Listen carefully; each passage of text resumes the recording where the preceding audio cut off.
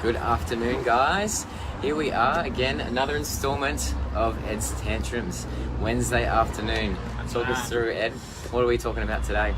Well, before we got unusual coffee here, just at the local shop down the road. Definitely need it. Today we're going to be talking about Dr. Google. That's right. So Google is really a big part of our lives. It's great for so many different things, really helpful for so many, even finding the injury rehab center on Google. But one thing that it's not so good for is diagnosing yourselves. Spending too much time on Google, looking up what has happened to you and how you can fix it isn't so much a great idea all the time. So one of the big key things as far as people's outcomes is actually their expectations. So That's right.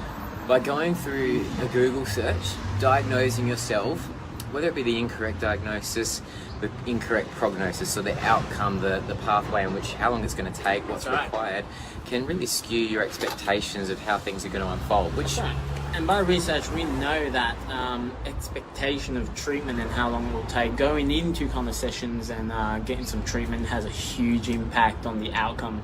Absolutely. The treatment and the rehab. So it's, in a way, as we were saying before, it potentially sets you up for failure right from the beginning by having those skewed expectations of how things are going to unfold. That's right. So not only can it affect the outcome and the result of the rehab and treatment, but the main thing as well, Google can be so confusing sometimes. Absolutely. There's just bombarded of information on there. There's tons of it. There's loads of it.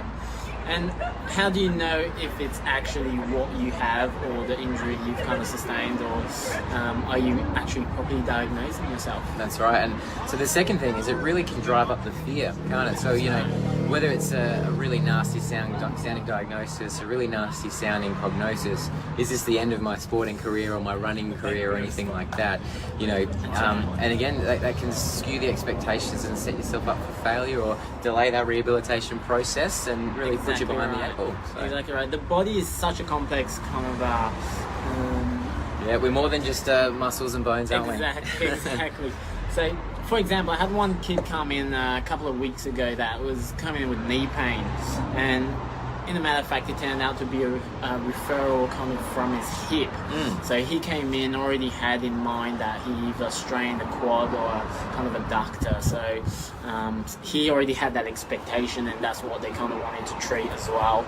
So it turned out to be coming from the hip. Basically. That's right. And good old Dr. Google would not have been able to reach that diagnosis. Definitely not. Definitely not. It hasn't got quite the manual sort of techniques that obviously Ed possesses here as a physiotherapist. But so I guess that sort of is the way to wrap it up, is that it skews their expectations, it drives the fear, and it puts us behind the eight ball when it comes to our rehabilitation. That's why at the Injury Rehab Center we offer a 60-minute initial assessment where we run through a thorough history taking, full assessment, and then on top of that we use a lot of equipment and technology to really make sure we're not going to miss anything, and we get into the bottom of kind of your issue. Find out what's really happening. Exactly, and we don't even use Google. No, that's right, exactly. We use it for plenty of other things, but just not for the diagnosing. Yeah, so we track progress and we make sure we get you to where you need to. We give you clear and concise guidelines in terms of if it is returning to sport or whatever you need to return to. And we do it in a way where we kind of progress and use a lot of the technology. Unique. Very unique to the rehab center. So we get to play with all the great toys that you know you'd expect to see, you know, in an elite sporting environment. Putting numbers on things and tracking progress. Exactly. So we don't miss anything. Exactly. Get to the bottom of it, unlike Dr. Google. So look, the moral of today is don't rely on the Google search. Although it is good to kind of get a bit of an understanding of the human body and anatomy beforehand.